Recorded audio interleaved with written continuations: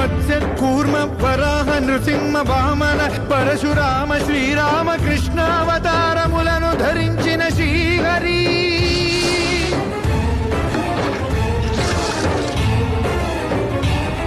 భవతారకుడం అవతారమూర్తిగా సాక్షాత్కరించి ధరింపజేయవయా నను బంధ విము